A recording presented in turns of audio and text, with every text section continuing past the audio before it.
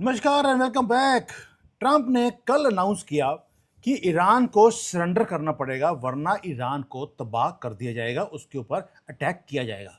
लो जी, reverse हो गया है। यूएसए को ही अटैक कर दिया, वो भी eight their door steps. Door steps क्यों बोल रहा हूं? क्योंकि व्हाइट हाउस को अटैक किया गया है, इसका मतलब है आपने यूएसए को अटैक कर दिया। ये वैसे ही है जैसे भारत के अंदर जब पार्लियामेंट के ऊपर अटैक हुआ था या आप प्रधानमंत्री के घर के ऊपर अटैक करने की कोशिश करते हैं, इसका मतलब है कंट्री के ऊपर अटैक हो गया। अभी 3 दिन पहले मैंने आपको एक न्यूज दिया था कि इवांका ट्रंप को भी मारने की कोशिश की गई थी, अब ट्रंप को मारने की कोशिश की है। और जो न्यूज मैंने आपको 3 दिन पहले दी थी, कल इंडियन मीडिया ने उसी न्यूज को कवर करना शुरू कर दिया। मुझे लगता है आज जो व्हाइट हाउस के ऊपर न्यूज है, ये 3 दिन के बाद यहां पर भी आएगी। लेकिन जो गोलियां हैं वो चली हैं, क्योस था व्हाइट हाउस के बाहर, व्हाइट हाउस को अंडर सीज कर दिया गया है। मल्टीपल गन शॉट्स वो आसमान में या हवा में सुनाई दिए इन नॉर्दर्न लॉन। जो सीक्रेट सर्विस एजेंट्स हैं, इमीडिएटली उन्होंने आकर पैरामीटर्स को, जो कि व्हाइट हाउस को, उन्होंने सिक्योर कर लिया। स्नाइपर्स को पोजीशन किया गया और प्रेसिडेंट ट्रंप को सिक्योर करने के लिए बंकर में ले जाया गया। दोस्तों, ट्रंप वो हैं जिन्होंने आईआरजीसी यानी कि इस्लामिक रिपब्लिक गार्ड्स, उनको बंकर्स में खत्म कर दिया था। आज खुद डोनाल्ड ट्रंप बंकर के अंदर बैठे हुए हैं। अभी ये कुछ घंटे पहले ही ये सारा काम हुआ है। तो what exactly happened at gate 17? और क्या ये आदमी जो है जिसने आके गोलियां चलाई हैं, कोई पागल है, कोई रेडिकलाइज्ड इस्लामिक रेडिकलाइज्ड आदमी है, या कोई और बहुत बड़ा एक डीपर प्लान है? सब कुछ डीपली बात करेंगे क्योंकि टाइमलाइंस बहुत ही इंपॉर्टेंट है। जो ऑफिशियल स्टोरी है वो ब्रेकिंग अभी आनी शुरू हुई है, लेकिन फैक्ट्स के ऊपर बात करते हैं क्योंकि ऑफिशियल्स इतनी जल्दी से अभी न्यूज़ बाहर निकालने वाले नहीं हैं या डिटेल्स अभी देने वाले नहीं हैं। हमारे कैश पटेल जी ऑलरेडी सीन पे पहुंच चुके हैं। अब कुछ ही घंटे पहले, अदर 2 आवर्स और 3 आवर्स बैक, जो अमेरिका का दिल है, जिसको बोलते हैं कि दिल है या पावर हाउस है, उसको अटैक किया गया। एक आदमी वो वेस्टर्न साइड के जो साइड है व्हाइट हाउस की, वहां पे पहुंचता है और वो अपनी पिस्टल लेकर वो ट्रिगर करता है व्हाइट हाउस की तरफ। 3 गोलियां वो चलाई जाती हैं। उसके बाद वो एम करता है जब ये वाला किसको, जो एजेंट्स खड़े हैं वहां पर, जो बिल्डिंग को गार्ड करने वाले जो एजेंट्स खड़े हैं, उनकी तरफ वो गोली चलाता है। लेकिन जो सीक्रेट सर्विसेज के जो एजेंट्स थे, उन्होंने भी हेजिटेट नहीं किया, उन्होंने भी गोलियां चलानी शुरू कर दी।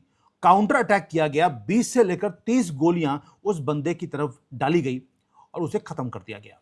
उन्हें भी मालूम था कि बाहर कॉकरोच खड़ा है, लेकिन उन्होंने परवाह नहीं करी। उन्होंने ये नहीं बोला कि इसको पहले अरेस्ट करते हैं, इसको पहले हाई कोर्ट या सुप्रीम कोर्ट के अंदर लेके जाएंगे और वहां पर जाकर रात को 12 बजे इनको बेल मिल जाएगी। उन्होंने गोली मार दी। यही एक तरीका है जो कल किया गया, बट कल नहीं, आज सुबह अभी अभी किया गया।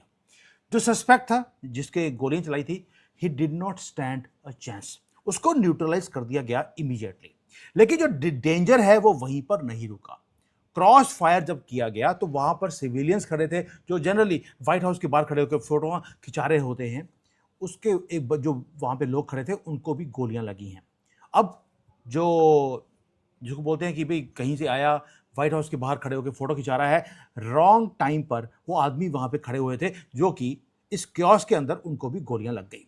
अब जो तो आदमी था जिसने गोलियां चलाई थी, कॉकरोच, वो क्रिटिकल कंडीशन के अंदर है, उसे हॉस्पिटल लेके जाया गया है। और जो आदमियों को वहां पर, जो बाहर के जनरल पब्लिक खड़ी थी, वो भी सीरियस कंडीशन के अंदर है। जो लॉकडाउन प्रोटोकॉल्स हैं उनको एक्टिवेट कर दिया गया। जितने जर्नलिस्ट थे वहां पे खड़े होकर, जनरली जर्नलिस्ट फोटोज बना रहे होते हैं, वीडियोस बना रहे होते हैं, लाइव स्ट्रीमिंग कर रहे होते हैं, उन सबको प्रेस ब्रीफिंग रूम में ले जाया गया। जो गेट्स हैं पूरे व्हाइट हाउस के, उसको लॉक कर दिया गया है। पूरे के पूरा व्हाइट हाउस को सील कर दिया गया।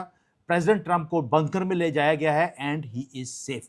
जो प्रोटोकॉल्स हैं वो एक्टिवेट हो गए हैं। जो सीक्रेट सर्विसेज हैं उन्होंने अपना काम कर दिया। किसी भी एजेंट को जो गेट पे खड़े हुए थे उसको कोई इंजरी नहीं हुई है। लेकिन जो एफबीआई है वो अब सारा के सारे केस को ओपन कर रही है।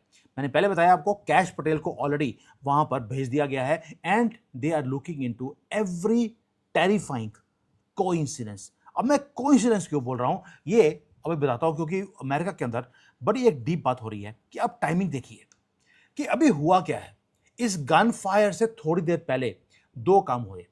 पहली बात, जो आईआरजीसी है, इस्लामिक रिपब्लिक गार्ड्स, उन्होंने एक्टिवली अपना अनाउंस किया कि वो इवांका ट्रंप को असैसिनेट करने वाले हैं। अभी 2 या 3 दिन पहले ही ये न्यूज़ आई थी और ये अथॉरिटीज़ ने कंफर्म भी किया है कि डोनाल्ड ट्रंप की जो फैमिली है उसे ख़त्म करने की प्लानिंग वो की जा रही है। किसके लिए? नॉट बिकॉज खमेनी को मारा गया, नो। जो सुलेमानी है जो 2020 में मारा गया था उसके कारण इवांका ट्रंप को अभी मारना है और खमेनी की जो जान गई है उसके लिए डोनाल्ड ट्रंप को मारना है। दोनों पैरेलल चल रहे हैं। जो इवांका ट्रंप को मारने की जिस बंदे ने कोशिश करी थी उसको पकड़ लिया गया है और वो सारे राज तोते की तरह बोल रहा है जब डंडे पड़ रहे हैं मोहम्मद के पिछवाड़े पर। दोस्तों, अभी उसके बाद इवांका ट्रंप का अभी स्यापा खत्म हुआ नहीं, इमीडिएटली व्हाइट हाउस के बाहर गोलियां चलनी शुरू होती हैं। क्या आपको नहीं लगता कि ये दोनों सारे कुछ कनेक्टेड हो सकता है? पुलिस जो कैश पटेल हैं वो सारी पॉसिबिलिटीज को वो देख रहे हैं ना। जो जो पुलिस है, लोकल पुलिस, वो बोलती है अभी आप इतनी जल्दी बता नहीं सकते कि ये इस्लामिक रिपब्लिक वाले हैं, यानी कि क्योंकि न्यूयॉर्क और उसमें वॉशिंगटन में ये काम हो रहा है तो वहां पर तो यही काम होगा, इनको डिफेंड ही किया जाएगा। वो क्या बोलते हैं, कोई हार्ड एविडेंस नहीं है कि ये दोनों इवेंट्स को हम लिंक कर सके, लेकिन timing is impossible to ignore. Threat level जो ट्रंप की फैमिली का है, उसकी फैमिली को खत्म करने की कोशिश की जा रही है, वो स्काई रॉकेट हो रही है। अटैक्स एडमिनिस्ट्रेशन के ऊपर एस्केलेट हो रहे हैं। जो मेजर यूएसए ईरान की जो डील है वो टेबल के ऊपर पड़ी है, दोनों साइड्स नेगोशिएट कर रही हैं। जियोपॉलिटिकल स्टेक्स बिल्कुल हाईएस्ट मैक्सिमम लेवल के ऊपर हैं। क्या कोई ऐसा आदमी है जो चाहता है कि ये पीस डील साइन ना हो, या एक मैसेज ट्रंप को देने की कोशिश की जा रही है कि अगर तुम पीछे नहीं हटे तो तुम्हारी फैमिली को और तुम्हें छोड़ा नहीं जाएगा? दोस्तों, टेरिफाइंग कोइंसिडेंसेस जियोपॉलिटिक्स में कभी होते नहीं हैं। आपको हमेशा जो हार्ड फैक्ट्स हैं अटैक के, उसके ऊपर अगर नजर रखेंगे या कोई भी इंसिडेंट के ऊपर आप नजर रखेंगे, आपको पता लग जाएगा कि सारा कुछ इंटरकनेक्टेड कैसे है। 6 बजे, ऑलमोस्ट से 6 बजे इंडिया के सुबह के टाइम पर एक आदमी आता है आराम से गेट नंबर 17 के पास। उसके पास कोई बॉम्ब नहीं है, कुछ नहीं है, एक सिंपल एक राइफल है, एक पिस्टल है, और वो पिस्टल से गोलियां चलाता है गेट के अंदर जो सिक्योरिटी गार्ड्स हैं उनके ऊपर।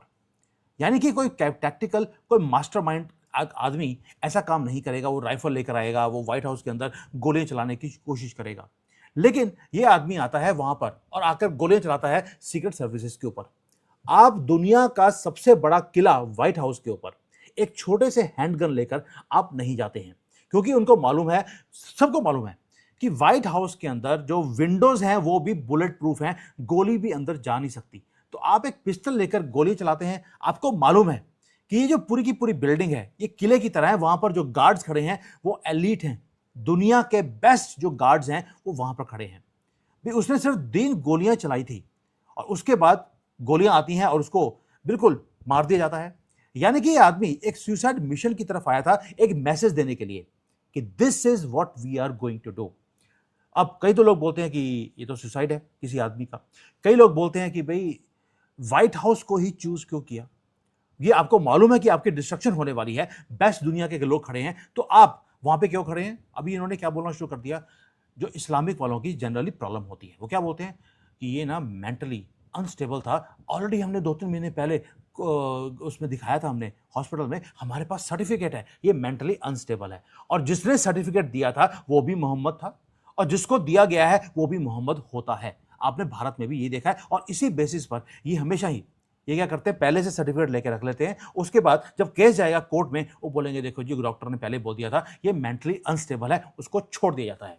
अब ये जो एक आदमी को यूज किया गया एक मैसेज देने के लिए, एफबीआई ये सारी चीजों को ये इन्वेस्टिगेट कर रही है कि what is the message, is it to derail Iran, जो ईरान का वॉर है उसको जो सीज फायर करने की प्रेशराइज किया जा रहा है ईरान को, क्या उसको डीरेल करने की कोशिश करी जा रही है? सबसे पहला काम जो ट्रंप ने किया है वो ये है कि जो लोकल पुलिस है वहां की, उसके ऊपर रिलाई करना बंद कर दिया। एफबीआई को ये पूरा का पूरा क्राइसिस का जो मोमेंट है वो हैंडओवर कर दिया गया है, और इनिशियल जो लॉकडाउन है वो लगाने के बाद ट्रंप को सेव कर दिया। अब जो इमीडिएट थ्रेट था उसको तो अपने एलिमिनेट कर दिया। जो सस्पेक्ट्स हैं, क्या वो अकेला वहां पे काम कर रहा था? अभी पता नहीं है, क्योंकि ये ऑनलाइन ऑनगोइंग एक इन्वेस्टिगेशन है, पता लगेगा बाद में। इन्वेस्टिगेशन शुरू हो गई है, लेकिन जो शूटर है ये कहाँ से आया, रेडिकलाइज कहाँ से किया गया, पाकिस्तान में कितनी बार गया, ये सारी चीज़ें अब बाहर निकाली जाएंगी। दोस्तों, पहली बात ये है कि जो कुछ हो रहा है ये सिर्फ इसलिए नहीं हो रहा क्योंकि एक चीज़ हो रही है, वेस्ट की एक ऑब्सेशन है इंक्लूसिवनेस की, फेयरनेस की, और ये सारे रेडिकलाइज को लोगों को ये अपने कंट्री में लेके आते जा रहे हैं। उसके बाद वो सामने वाले तो बोलते हैं हम जिहाद करेंगे आपके पास, पहले ये रोते हैं अपनी बीवी बच्चों को आगे करके, देखिए हमें खाना नहीं मिल रहा, हम पानी नहीं है, हम तो गधों पे पैदा हुए हैं। और जब ये अमेरिका में आ गए, अब ये अमेरिका को टेक ओवर करने की कोशिश कर रहे हैं, स्ट्रीट बाय स्ट्रीट इन्होंने टेक ओवर करना शुरू कर दिया, जैसे इन्होंने लंदन को, यूके को पूरा टेक ओवर कर लिया है।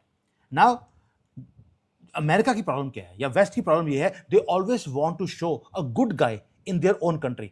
भाई अफगानिस्तान को आपने तबाह कर दिया, लीबिया को तबाह कर दिया, आपने इराक को तबाह कर दिया, अभी आप ईरान को तबाह करने की कोशिश कर रहे हैं वहां पे बॉम्ब गिरवा गिरवा कर। लेकिन जब आपकी अपनी कंट्री आती है वहां पर ये गुड बॉय बनने की कोशिश करते हैं। ये जो दोगलापन है उसी के कारण इनकी ये हरकतें हो रही हैं या इनकी जो हालत है वो हो रही है। ट्रंप एडमिनिस्ट्रेशन डिफरेंट है बाकी जो एडमिनिस्ट्रेशन है उनसे। इन्होंने 1 सेकंड लगाया गोली मारने में। फेडरल जो रिस्पॉन्स था वो बहुत ज़्यादा फास्ट था। जो FBI है, जो वैक्यूम है इंफॉर्मेशन का, उसे फिल करने के लिए उन्होंने ऑलरेडी फुल स्पीड पे काम करना शुरू कर दिया।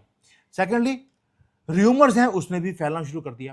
क्वेश्चंस अभी भी अनआंसर्ड हैं कि ये आइडेंटिटी ऑफ द शूटर क्या है। दोस्तों, आइडेंटिटी किसकी है ये सबको मालूम है, लेकिन जो मीडिया है उसने ऑलरेडी स्पिन करना शुरू कर दिया। मेंटली डिरेज था, व्हाइट हाउस के ऊपर गोलियां कैसे चला सकते हैं, और जो जजमेंट्स है वो मीडिया ने ऑलरेडी, मेन स्ट्रीम मीडिया ने देनी शुरू कर दी अमेरिका के अंदर। क्या बोलना शुरू कर दिया, जो नरेटिव है कि कोई समवन डिड समथिंग वाला काम है। लेकिन अगर कोई क्रिश्चियन होता, one Christian man, mad man, उसने ये काम करने की कोशिश करी है, और अगर मुसलमान होगा, समबडी डिड समथिंग, वहां पर मुसलमान वर्ड को डिलीट कर दिया जाएगा या उसको हाइड कर दिया जाएगा। ये हमने हमेशा ही, जितने भी इंसिडेंट्स पहले हुए हैं, हमेशा ही यही एक प्लॉट होता है, अमेरिका के अंदर भी, यूके के अंदर भी, भारत के अंदर भी। जो रेकलेस स्पेकुलेशंस हैं वो ऑलरेडी शुरू हो गई हैं, फॉल्स डिस्क्रिप्शंस देनी शुरू कर दी लोगों ने, हाइड करने की कोशिश की गई है इसकी आइडेंटिटी को। लेकिन फैक्ट्स क्या हैं? फैक्ट्स वही हैं कि अब अमेरिका के ऊपर अटैक होना शुरू हो गया है, और जो एग्रीमेंट था ईरान के साथ, this is hanging by a very very small thread. और जो व्हाइट हाउस है उसकी एक ही प्लानिंग है कि मुझे जो मिडिल ईस्ट है उसका जो पूरा मैप है उसको रीराइट करना है। इसलिए शूटिंग आज वहां पे होनी शुरू हो गई, और ये अकेली शूटिंग नहीं है। कल एक काम और हुआ, पहले इवांका ट्रंप के ऊपर अटैक किया गया, उसके बाद एक टेक्सास के अंदर भी मास शूटिंग हुई है वहां पर। उससे पहले आपने देखा होगा कि एक कैलिफोर्निया में एक मस्जिद है गंदी सी, जहां पर गोलियां चलाई गई और वहां पे मुसलमानों को मारा गया। अब ये क्या बोलेंगे, पहले अपनी मस्जिद के ऊपर गोलियां चलवाई, उसके बाद बोलेंगे क्योंकि आपने हमारे ऊपर गोलियां चलाई हैं इसलिए हम व्हाइट हाउस के ऊपर गोलियां चला रहे हैं। ये जस्टिफाई ऐसे ही करते हैं अपने आप को। आज जो अमेरिका के अंदर हो रहा है ये इनकी अपनी करनी इनके ऊपर आ रही है। केओस मल्टीपल फ्रंट्स के ऊपर पूरे कंट्री के अंदर शुरू हो गया है। पूरा बारूद जो अमेरिका ने दुनिया में बिछाने की कोशिश करी थी, आज इनके घर में वो बारूद पहुंच चुका है। अब दोबारा से व्हाइट हाउस के ऊपर आते हैं। 2 लोग खड़े थे पास में, उनको गोलियां लगी, वो हॉस्पिटल में, जिसने गोलियां चलाई थी वो भी हॉस्पिटल में। अगर तो ये आदमी मर गया तो उसके बाद होगा क्या कि कोई चीजें हैं जिसका हमें कभी भी पता नहीं लगेगा, और अगर ये बच गया तो उसके बाद जो उससे इससे तोते की तरह बुलवाया जाएगा तो पता लगेगा कि पाकिस्तान ने क्या कुछ किया था, कैसे पैसे दिए थे, कब इन्होंने ट्रेनिंग दिया, कब इसको रेडिकलाइज किया, वो सारी चीज़ें आपके पास सामने आ जाएंगी। दोस्तों, मैं हर चीज़ के ऊपर नज़र रखा हुआ है। ये सीक्रेट सर्विसेज जो हैं उन्होंने अपनी लाइन को होल्ड किया हुआ है, FBI अपना काम कर रही है, लेकिन जो व्हाइट हाउस है उसे ब्रीच करने की कोशिश करी थी। ये भी किसी न्यूज़ चैनल ने दिखाया कि ये व्हाइट हाउस को तोड़कर उसके अंदर जाने की कोशिश करी, ऐसा कुछ भी हुआ नहीं है। जो थ्रेट था उसे न्यूट्रलाइज कर दिया गया, लेकिन जो शॉक वेव्स हैं वो अभी कुछ हफ्तों तक वो रहने वाले हैं। ये डेवलपिंग स्टोरी है, ये नाइटमेयर है जो शुरू हो गया अमेरिका के घर के अंदर। अपनी आंखें खोल के रखें क्योंकि ये न्यूज़ अभी बहुत आगे जाने वाली है। मार्को रूबियो ऑलरेडी भारत के अंदर हैं, मैं उसको कवर कर रहा हूँ।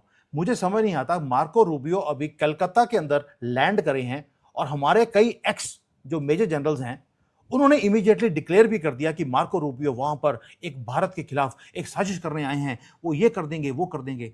15 मिनट में इनको वो पता लग जाता है जो अजीत डोभाल को अभी 2 दिन लगेंगे।